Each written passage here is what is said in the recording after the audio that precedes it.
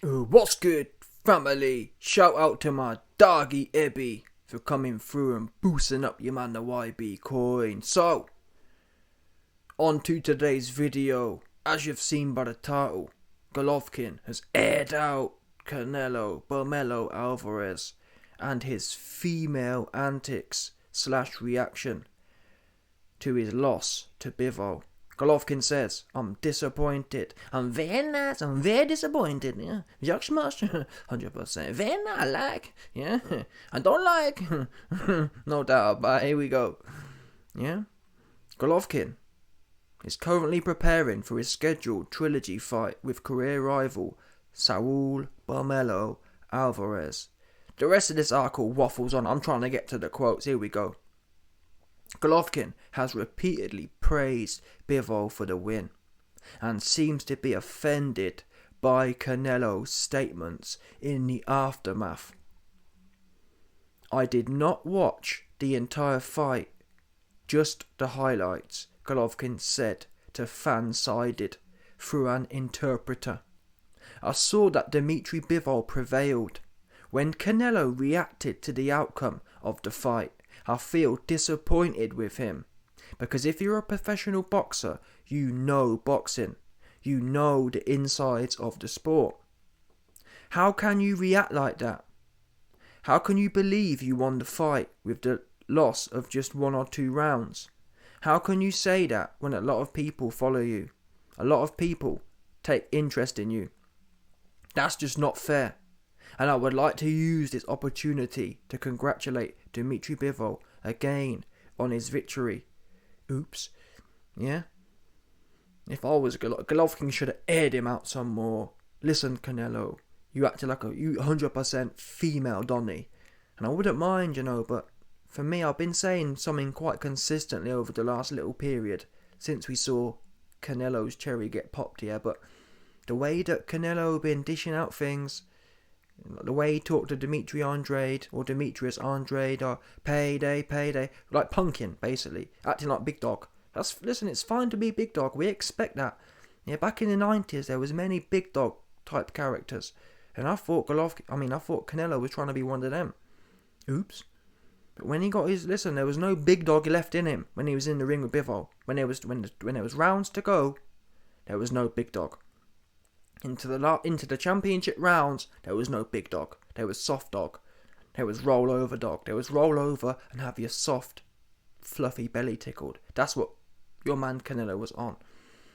And to see him, like Golovkin says, to see him jump around the place, jump on the ropes, I thought, where did my man Canelo get all this energy from? Because we've just watched him for the last 7 rounds, almost brought to tears, on the ropes, feeling sorry for himself, not doing nothing, with no energy. The minute the bell goes and he's back to safety now, he jumping on the ropes, pumping his arms in the air. Pumping your arms in the air? Why weren't you pumping your arms into Bivol's bonds? That's what we want. That's what the fans want to know. That's what your fans who paid God knows how much for the pay-per-view and God knows how much for the tickets, they want to know why you weren't pumping your arms into Bivol's bulbous bonds. Yeah? Oops. Bunch of energy having ass after the fight's finished. Can you imagine? Imagine a sport. I don't know. I don't watch other sports, but maybe it's not just boxing. But boxing for me is one of the only sports. Like for example, in football, when football teams lose, 10 times out of 10, they bow their head. Or if it's for example, if it's a World Cup game, if England lose, for example, they'll have their heads down and they'll all be looking sad. Some will be crying. That's normally, in fact, even basketball, whatever game you want, 10 times out of 10, when they lose, their head goes down, yeah, and they soak it up, and rightfully so, because you're lost, yeah. Boxing's the only one where some dude can lose, same as Adrian Broner. Dudes can lose, and they're jumping all around the place full of energy. If you had that much energy left, why weren't you, rather than jump on the ropes, why weren't you using it to actually win the fight? I tell you why. Because these guys who give advice out like Canelo, these guys who talk about payday, yeah, that's all done outside the ring. And I'm not saying, obviously Canelo's not a rollover, is he? But well, I don't know. But obviously Canelo's more of a Canelo's been in there and done things. I'm not saying he hasn't, but when it came to it, Canelo, what is now what we know as an on-top fighter. He looks great when he's winning. Yeah? And that's the end of that. And then when he's losing, he still wants to try and scam people. Yeah, bottom line. And it's embarrassing. And think, on reflection, I actually respect other sports more now. People take the piss out of football, but at least they know when they've been beat. I guess you can say, well, it's when you lose, in boxing, it's more subjective. Listen, you are right. Boxing is, in some occasions, more subjective. But the way Bivol handled Canelo, there was no subjectivity about it. And he knows that. I told you, man, before. Canelo hasn't been in a difficult fight, really, for 5 years. So, think about it. Canelo, the man who was talking about going to heavyweight a month before he fought Bivol, that man who was talking about going to heavyweight because he's been dominating everyone so easily, that man has had 5 years of dominating fights. Are you telling me a man who's had 5 years of dominating fights doesn't know the difference between moshing everyone and then spending the whole fight on the ropes? Do you understand? That's something you'd know, and that's what I salute Golovkin for, because he said the same thing. You're a professional boxer, you know boxing. You know you was topped. Yeah? Simple maths. Wait there a minute. Caleb Plant, I ran through him. I chased him down the ring all night. Billy Joe, I ran right through him. Broke all his bones. Bivol, he ran right through you more or less, and you were the one victimised on the ropes. And you're still trying to come out in front. Nah, that don't work, man. Know your place. Know your role. And the same way, I believe you can't give it out if you can't take it. Canelo, yeah, good at giving it out. He ain't really want to take it too much. That's what we've seen now. The same thing happened with Mayweather. Now, Mayweather didn't press Canelo as bad, but still, the way Mayweather molested Canelo, he didn't like it. Yeah? He didn't want to be there no more. He didn't. You didn't see him digging. That's what you didn't see. You saw him roll over once again. He an on-top fighter. If Canelo can make his strategy work, he look great. If he can't, he won't do nothing for 12 rounds and then jump on the ropes and celebrate and say, what? No, I won. Oh, robbery. Yeah, oh, yeah. That's what he'll do. And then he'll wheel Eddie Hearn out to tell everyone, oh, you know Canelo, he a top fighting man. There's no way he won't want the rematch. And then 2-2s. Guess what? He fight old Golovkin instead. And I told you, man, before in the last few videos, I really pray, even though I don't think it's likely, I really pray Golovkin can roll up this Canelo pack and smoke it. I think that would be great, but I just don't see it happening. I think Canelo recently put a statement out saying he's fixing to stop Golovkin.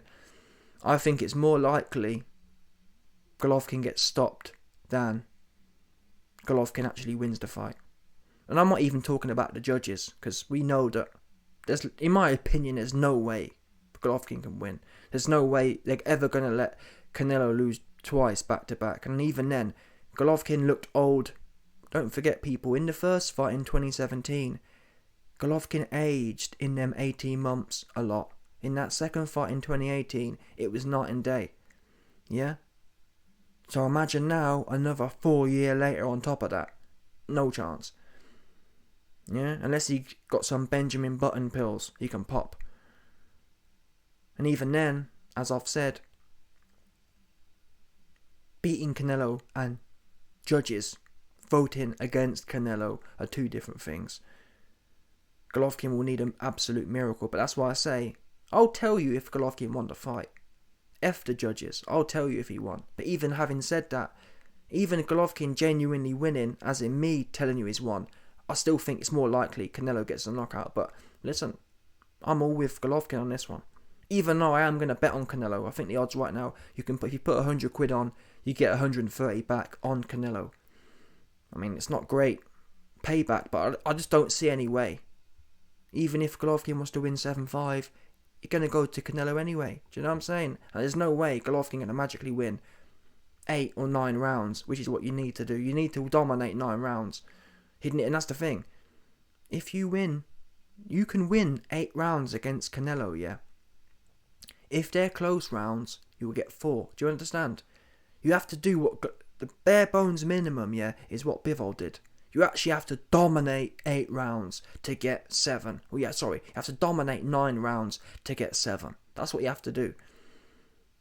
Can I see Golovkin dominating 9 rounds? I can't, I'm afraid.